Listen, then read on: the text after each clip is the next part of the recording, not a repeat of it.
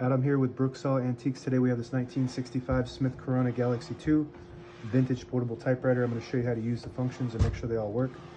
Up top is the adjustable paper guide. This helps you guide the page in straight. I'm going to line that up with the edge of the platen, which is the main roller that feeds the paper.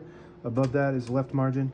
I'm going to set that on 2 or 3 and the right one around 75. That's about the length of the page. And that's the paper support arm that flips up from the back.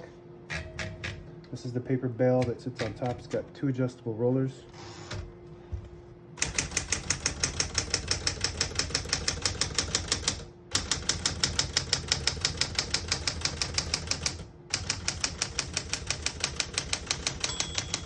Once you hear the bell, you're at the end of the margin. You hit the line space, get you back to the beginning. It skips 1, 2, or 3 spaces. Right now we have it on single, but if you want double, you just flip that switch back. It skips 2, 1 more, it skips 3. That works good. We're going to keep that on single and finish typing. Actually type that first line in red, so I'm going to switch that to black by switching this color selector switch up to the top. When you have it on the top, it prints the top portion of the ribbon. When you have it in the middle, it doesn't print any ink at all. When you have it all the way down, it prints the bottom portion of the ribbon, which is red. So we're moving that up for black, and we're going to finish typing. As you can see, all the keys type nice and none of them skip or stick. I'll type a sentence on the next line here.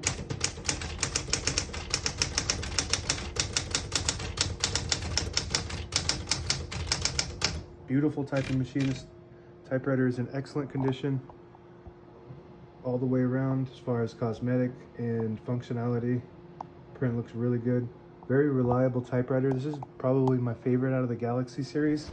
I don't know why, it just feels more reliable and well manufactured, well designed and all that. It's a really nice typewriter. To pull the page out easy, there's a switch on the right side here. You flip it forward and it unlocks the rollers underneath the platen, allowing you to pull the page out easy or load thicker paper like carbon copy or cardstock. Make sure you flip that back before you load the next page or else it won't load correctly. We'll put that down for now. Shift on each side and the shift lock on the left. To clear that, just hit the shift button again.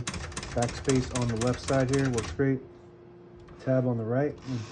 Tab set at 10 space intervals. And to clear those, you just go to the tab and hit CL right next to it.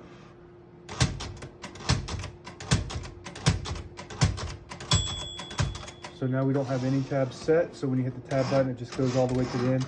I always like to have one set somewhere in the middle, so that way when the tab gets hit, it doesn't go slamming all the way to the end, causing wear and tear on your typewriter.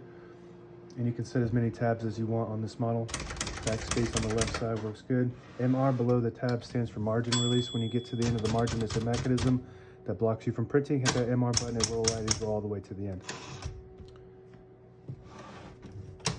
Top cover slides to the front like that so you can access the spools. All the brand new ribbons loaded on the left, so it's pulling to the right clockwise. If you want to switch that direction, just flip the switch below the left spool down and it will pull counterclockwise to the left. Flip it up and it pulls clockwise to the right. That works good. Touch control on the left side of the keyboard, low, medium, and high. The higher you go, the more tension there is when you hit the keys. They do respond faster, but you have to hit them harder for them to print. And on the right side, behind the knobs, are the carriage release levers made out of hard plastic, so these do break off. And they don't make these anymore, but if you need a replacement, I have them available in my shop, 3D printed. These are the originals on here, but the 3D printed are pretty good. They're probably stronger than these ones are. If you pull out this knob here, you disable the spacing so you can get to an exact spot on the page. Push it in, you get the clicks. Each one of those clicks is 1 space. Same concept with this lever on the inside here. You flip that down, it disables the spacing. You flip it up, you get the clicks.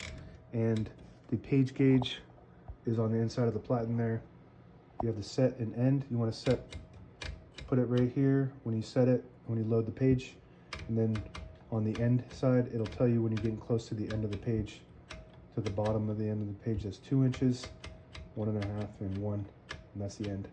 And that's it. Now available on eBay or Etsy. Search Brooksaw Antiques.